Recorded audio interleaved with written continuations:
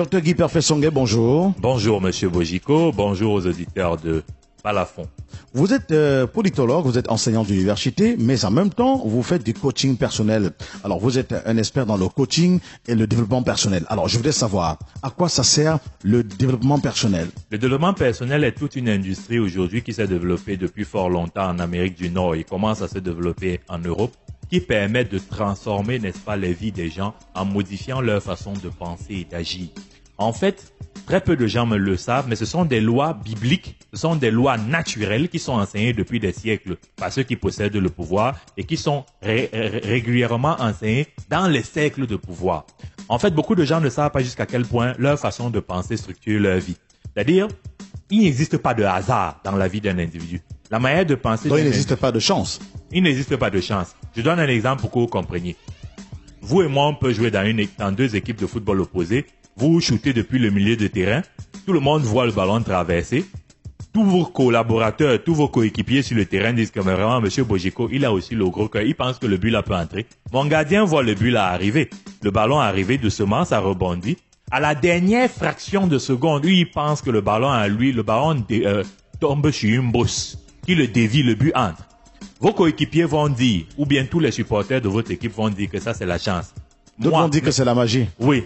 Mais moi, le gars la pratique trop. Mon gardien va dire que c'est la malchance. Si quelqu'un regarde ce match, il va dire c'est le hasard. Un événement, trois interprétations, où est la vérité? C'est que de toute façon, vous avez déjà vu dans votre tête qu'il était possible de marquer un but depuis le milieu du terrain et votre esprit a accompli ce que vous y avez mis. En fait, l'esprit humain a quelque chose d'extraordinaire. C'est connu en psychologie, c'est connu dans toutes les lois métaphysiques. C'est qu'il complète ce qu'on y met. De prime abord, regardez la terre, comme la terre. Si vous prenez une bonne herbe, vous prenez une mauvaise herbe, vous prenez un arbre fruitier, vous plantez les trois, la terre va faire grandir les trois. Ne dira pas que non, ça c'est le poison, je ne fais pas ça grandir. Là-bas c'est le fruit, c'est ça que je vais préférer. Non, l'esprit humain est comme ça, il ne cherche pas à savoir ce qui est bien ou ce qui ne l'est pas. Il exécute ce que vous lui demandez de faire mieux qu'un ordinateur. Donc le problème est d'attirer l'attention des gens sur le fait qu'il leur faut développer des pensées qui leur permettent de s'épanouir, de réussir et de construire. On ne peut pas réussir tant qu'on développe des pensées d'échec. On ne peut pas être épanoui tant qu'on est malheureux dans sa tête. Il est scientifiquement prouvé que on sourit parce qu'on pense le positif. Ce n'est pas à force de penser les négatifs qu'on va sourire. Donc, votre bonheur part de votre intérieur. Et contrairement à ce qu'on nous a fait croire, ce n'est pas le système qui façonne les individus, c'est les individus qui façonnent le système. Ah bon, c'est important. Oui, tant qu'on est dans une société où les gens croient que c'est le système qui a préséance sur eux, ils sont des victimes d'un système pour lequel ils ont un pouvoir. Et bibliquement encore, ça c'est vrai. La Genèse, pour ceux qui s'attachent à la Bible, a raison.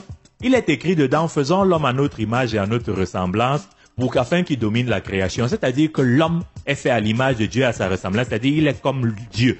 Tête, 4 membres, tronc, et il a l'esprit de Dieu. Bibliquement, on ne peut pas prouver le contraire, l'homme est un Dieu. Pourquoi l'homme est un Dieu? C'est parce que de la même manière que Dieu, il est capable d'utiliser l'énergie de la pensée, l'énergie de la parole, l'énergie de l'action. Mais si vous n'avez pas appris à penser ce que vous dites, à faire ce que vous pensez, donc après, utilisez le principe de l'unicité, être un en vous-même, vous manquez de puissance. Oui, parce que justement, il y a des gens qui ont de bonnes pensées, des belles idées, mais ne passent jamais à l'action. Ils ne passent jamais à l'action parce qu'ils n'ont pas compris. Il y en a qui ont de bonnes actions, mais qui n'ont pas été pensées avant. Oui. Alors, vous dites, docteur, qu'il faut être un. C'est-à-dire avoir la pensée, l'action, la pensée, la parole et l'action. En un. Alors, je vais expliquer ça plus facilement pour nos auditeurs. Ça veut dire, d'ailleurs, j'ai eu à suivre quelques-uns de vos enseignements, oui, où vous disiez que il y a des individus qui sont mentalement déstructurés. Voilà. Alors, on doit être structuré en savoir que on doit avoir des pensées qui vont avec nos paroles, des paroles qui vont avec nos actes. Donc, il faut être un. Oui. Mais il y a des individus qui ont des pensées à gauche, des paroles à droite, des actions au milieu. Ils sont incohérents. Ils ne disent pas ce qu'ils pensent, ne font pas ce qu'ils ont dit, et en fait disent une chose, font le contraire, pensent une chose, disent le contraire, et après disent « Ah, je n'ai pas dit ça ». Alors, qu'on peut dire que nous sommes tous responsables de ce qui nous arrive. Qu'on en ait conscience ou pas, tant qu'on n'apprend pas à utiliser la pensée, la parole et l'action en un point, on manque de puissance parce qu'on utilise 3 énergies créatrices de façon désordonnée. Pour qu'elles soient ordonnées, il faut faire comme Dieu. Lorsque Dieu crée le monde à travers la parole, c'est parce qu'il a pensé. Et il parle en harmonie avec sa pensée. Il agit en harmonie avec sa pensée. Et il parle en harmonie avec l'action qu'il pose. Nous sommes des dieux, donc nous devons utiliser les mêmes principes. Être un. C'est la même chose pour un groupe. Lorsqu'on encadre des groupes, on leur apprend que quelle que soit la composition du groupe, l'élément le plus important, c'est d'être l'unicité du groupe. Si un groupe est constitué de personnes puissantes qui manquent d'unicité, il sera toujours fragile. Je donne un secret immédiatement là-dedans, c'est une redéfinition de la discipline. Pour moi, et tous les experts en matière de développement le savent, la discipline consiste, et je vais même dire l'autodiscipline consiste à bien faire tous les jours de votre vie ce que vous savez qu'il vous faut faire, même quand vous n'en avez pas envie. Je le dis, bien faire tous les jours de votre vie ce que vous savez qu'il vous faut faire, même quand vous n'en avez pas envie. Au fur et à mesure, vous développez l'habitude de vous discipliner, vous prenez le pouvoir. Vous prenez votre pouvoir sur vous-même parce que c'est le plus important. Tout part de l'intérieur. Vous prenez le pouvoir sur vos faiblesses, vos paresses, votre ignorance, votre négligence, etc. Et c'est comme ça. Parce que vous n'êtes capable, en fait, que de donner ce que vous possédez. Dès que vous réussissez à prendre le pouvoir sur vous-même, vous en prenez sur le milieu extérieur. Vous n'avez aucune chance d'influencer les autres si vous n'êtes pas capable de vous influencer vous-même. Ça, c'est la première clé que je donne. La deuxième clé que je vais donner est relative à la vision qu'on a du succès.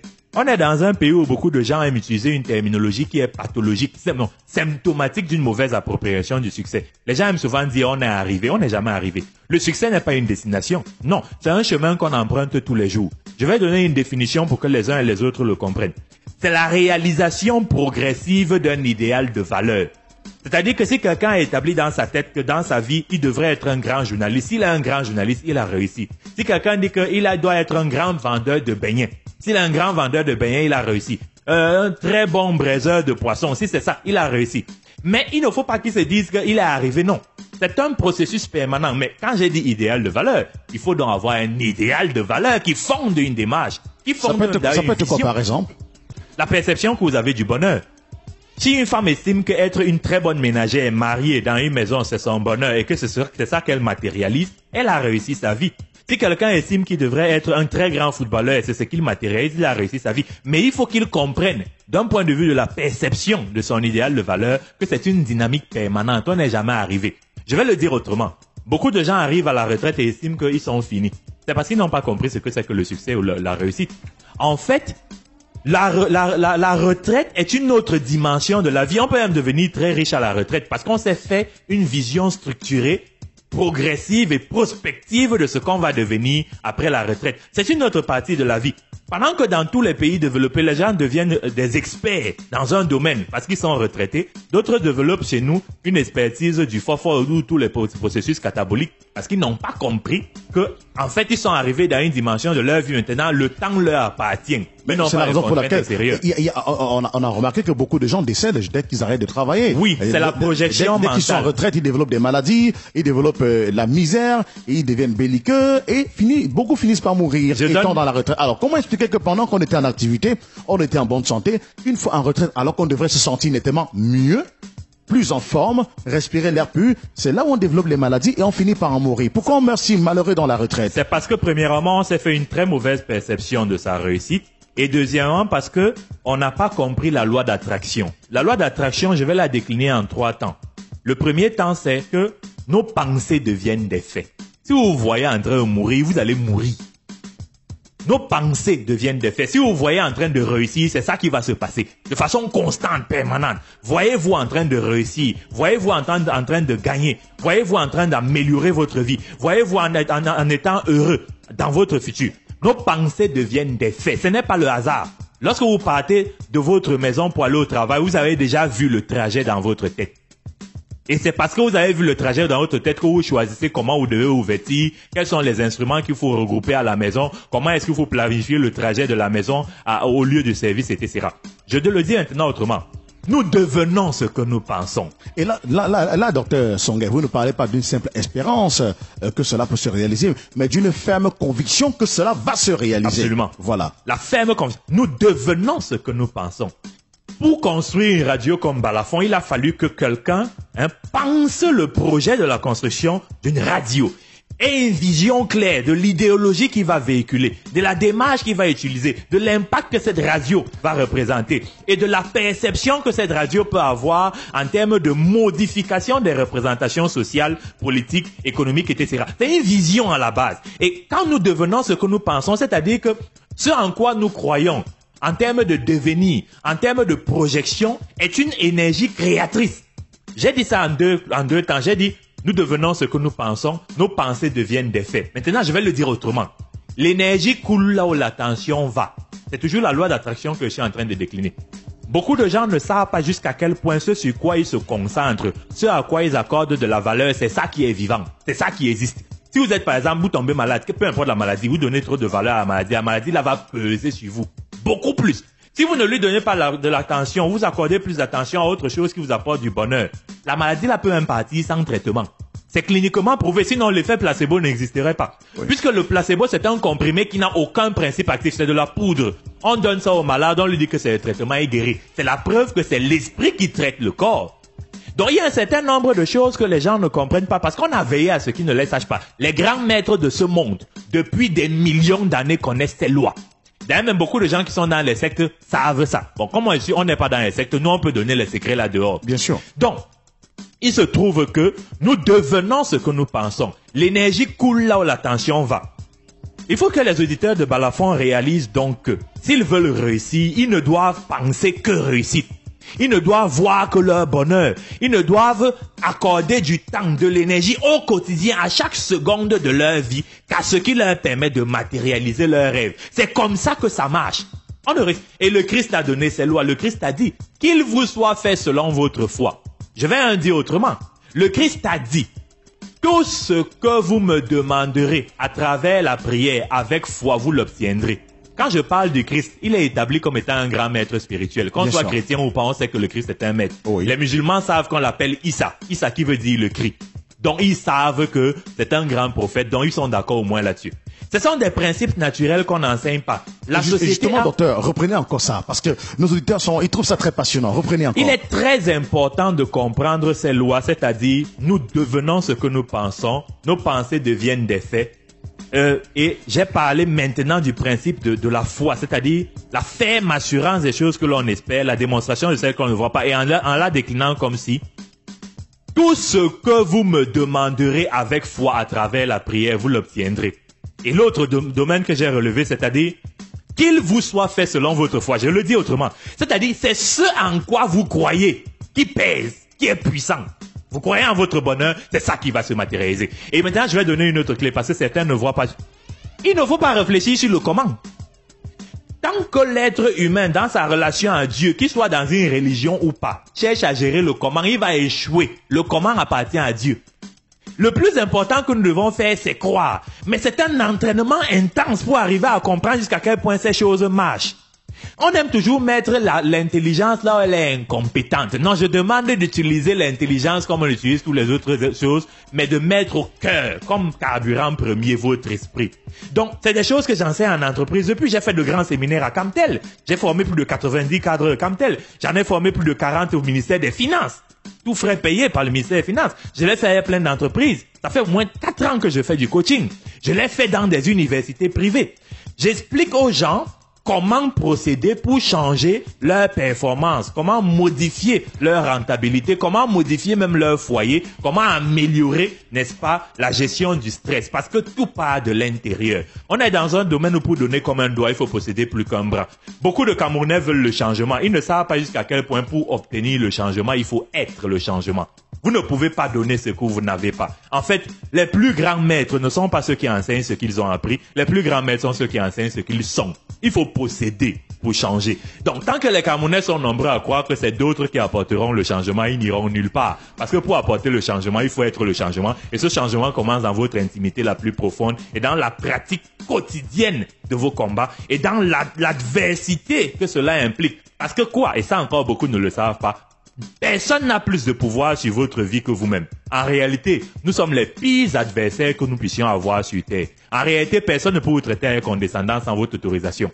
En fait, quand les gens vous traitent avec condescendance, c'est pas parce que vous leur avez dit que vous pouvez me traiter avec condescendance. C'est notre façon d'être, de paraître, de penser qui leur donne ce droit-là. Et justement, on dit souvent, respecte-moi et on te respectera. Effectivement. Donc, c'était, n'est-ce pas, quelques lois comme ça que je voulais donner en primeur à Radio Balafon. Je ne l'ai jamais fait sur une chaîne radio. Justement que vous appréciez ce que nous faisons lorsqu'on évoque un thème à chaque fois pour nos auditeurs dans le cadre de ce coaching personnel. Disons, c'est parce que j'ai été marqué par ce discours que beaucoup ne comprennent pas comme étant fondamental, le discours qui amène les auditeurs à balafon à comprendre que leurs pensées sont importantes. Quand on dit pensée positive, c'est quelque chose qui est vulgarisé un peu partout à travers le monde, mais très peu de gens réalisent jusqu'à quel point c'est puissant, jusqu'à quel point c'est important. C'est-à-dire que tout part de là. Si vous voulez comprendre le sous-développement, regardez les façons de penser. Si vous lisez les modes de pensée, vous comprenez le sous-développement. En fait, pour qu'on développe un pays, il faut modifier les façons de penser. Je vais maintenant le dire autrement.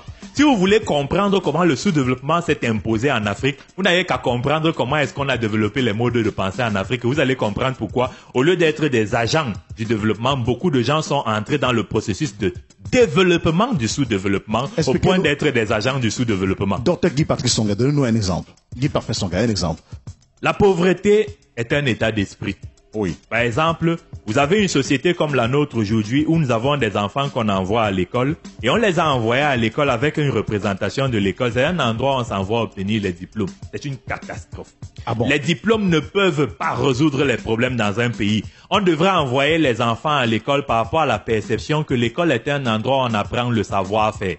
Savoir-faire, savoir-être. Alors, à partir du moment où on ne développe pas chez eux cette perception de l'école et l'ingénierie qui va avec, ils s'en vont obtenir les diplômes parce qu'ils croient que quand ils ont les diplômes, ils vont trouver du travail. Ou bien quand ils ont les diplômes, ils deviennent indispensables dans la société. C'est faux. Je donne un exemple pour que vous compreniez la façon de penser. Les femmes qui font du poisson braisé, le vendent à 3 000, 5 000, 7 000. Les gens s'alignent pour acheter ce poisson, sont spécialistes du poisson braisé. On devrait les appeler comme ça. Pour être spécialiste du poisson braisé, on n'a pas besoin du CEPE.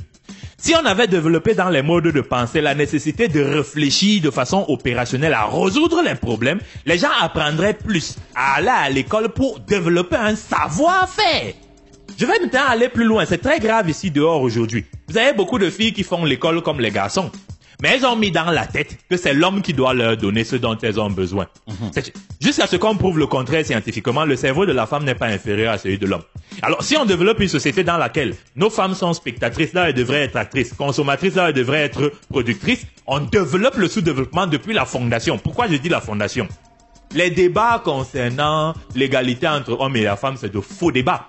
Les dimensions philosophiques, ésotériques africaines savent que la femme est la base de la famille, donc la base de la société. Sans famille, il n'y a pas de société. Sans famille, il n'y a pas de famille. Ça veut dire que quoi? Si vous voulez ériger une société sur des bases solides, vous devez avoir la fondation solide. Comment se fait-il que nos femmes soient déjà dans des positions de faiblesse?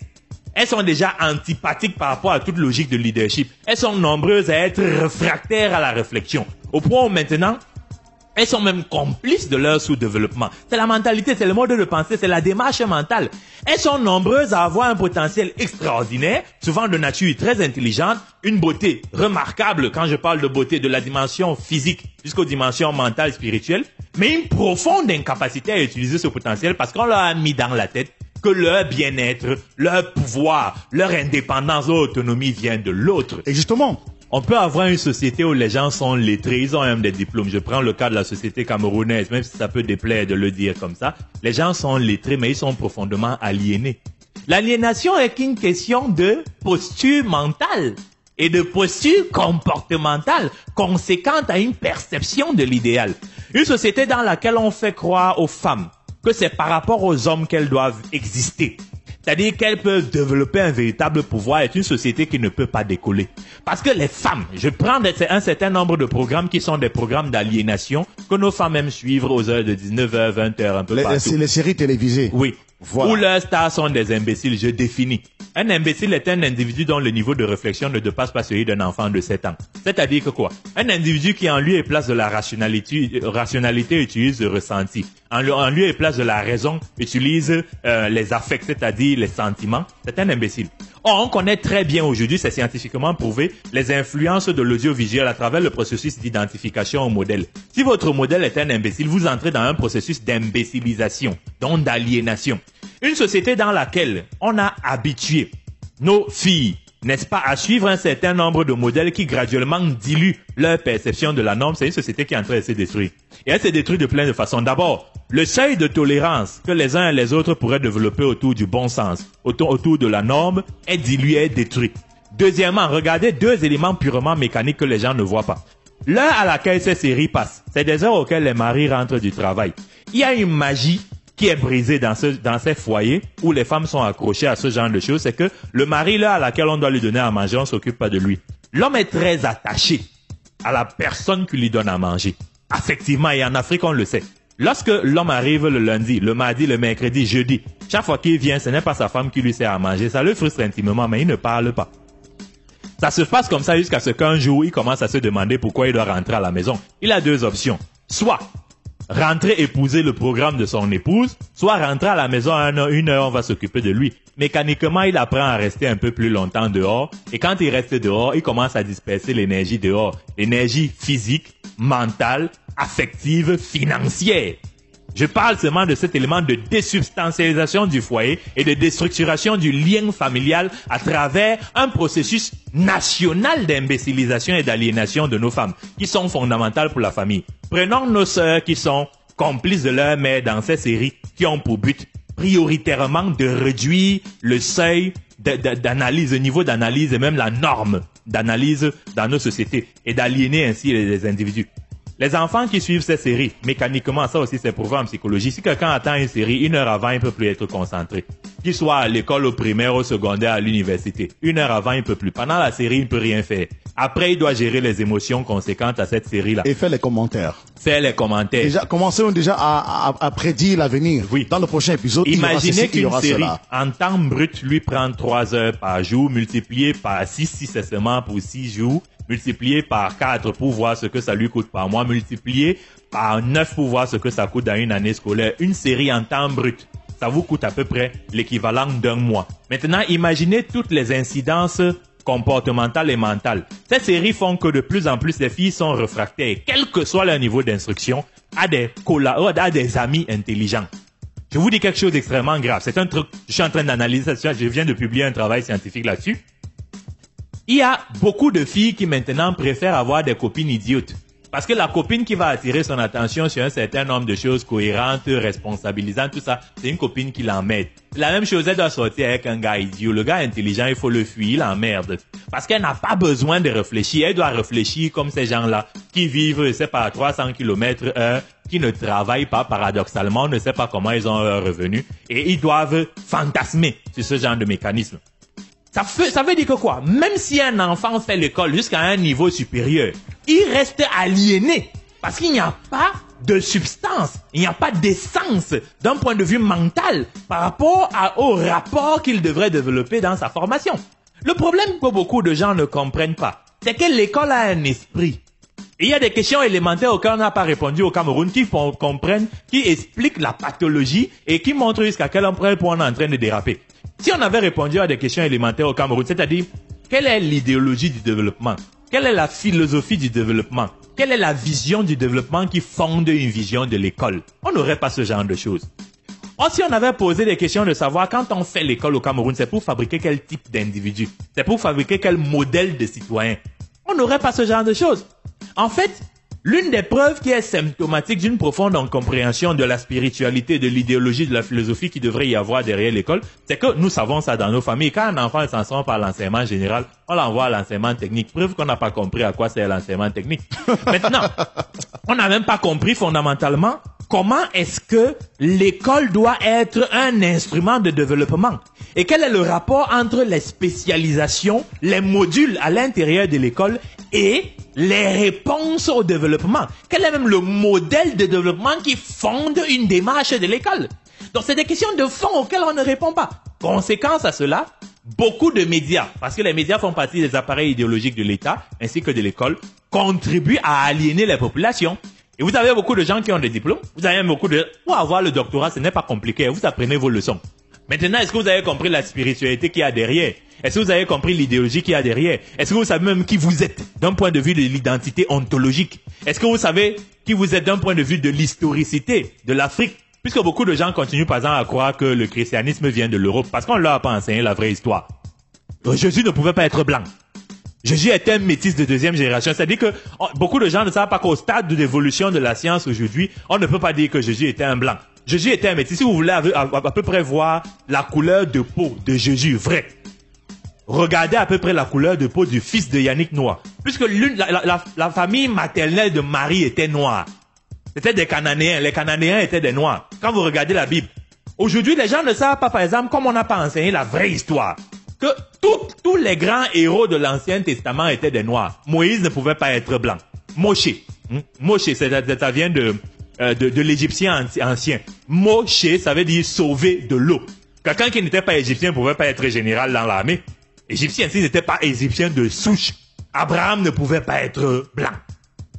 Les blancs aujourd'hui, si on n'enseigne pas le passé, les gens ne savent pas que les blancs existent depuis seulement 40 000 ans.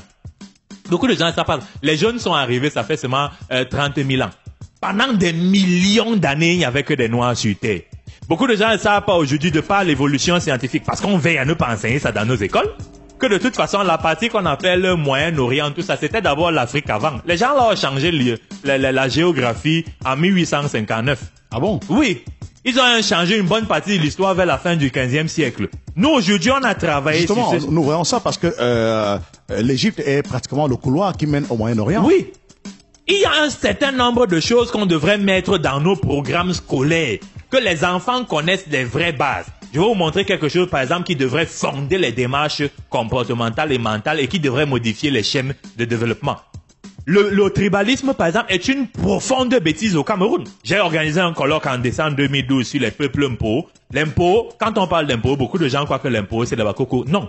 L'impôt, les descendants d'Mpo Mingeda Milibet qui a vécu il y a plusieurs millions d'années. Au Cameroun, je veux parler à l'échelle continentale. Parce qu'il y a un d'impôt qui sont blancs. Au Mexique, Nouvelle-Papouasie. C'est les Fondjomokwet. Ah bon? Les Fondjomokwet sont les frères de Bassa, ils ne savent pas ça. Les Fondjomokwet, les Bamoun, les Mbang, les Yembong, les Yebekolo, les Yebekanga, les Yezum, les Bekokwe, les Douro de l'Adamawa sont les frères de Bakoko. Ils sont venus en 92 demander à Georges Watengango comment vous pouvez organiser l'impôt sans nous demander. On appelle le fleuve en haut Sanaga. Vous l'appelez en bas Sanaga. Vous ne savez pas que nous sommes les frères. De la même manière que le fleuve Vori prend sa source dans le mont Mamoutos. Oui. Quand vous fouillez les arbres généalogiques, vous allez vous rendre compte que certains Bamileke viennent des Bassars.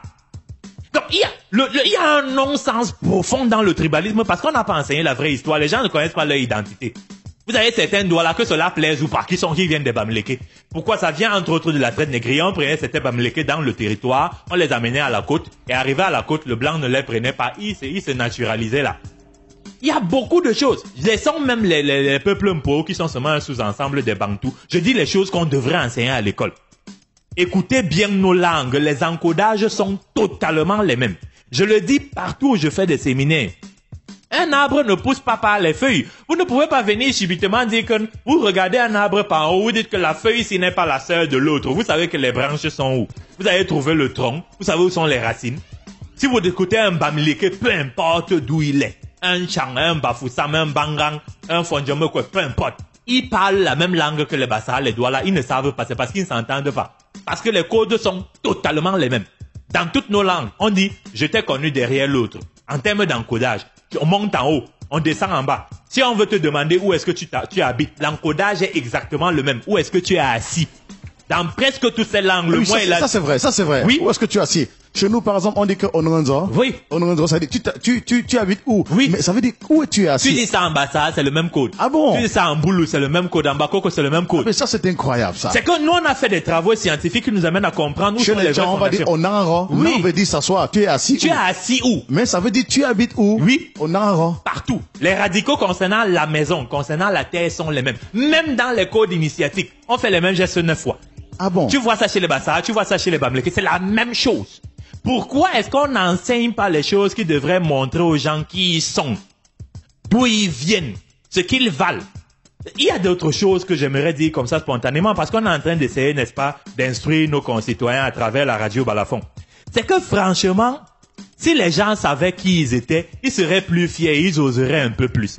Comment on fait pour bénéficier de toutes vos connaissances? De toute manière, de votre expertise en matière de coaching personnel? On peut me joindre au 98 76 39 80, 98 76 39 80 ou au 73 76 50 94, 73 76 50 94. Je suis disponible. Ça fait plus de 4 ans que je fais ça. Et de toute manière, toutes les personnes qui ont déjà suivi mes programmes de coaching ne sont plus les mêmes. En fait, du moment elles ont compris que dès au moins elles ont des clés, il faut les utiliser. Ces choses-là, ce n'est pas la théorie. Et nous avons tous des clés, il faut seulement les utiliser. Il faut les utiliser.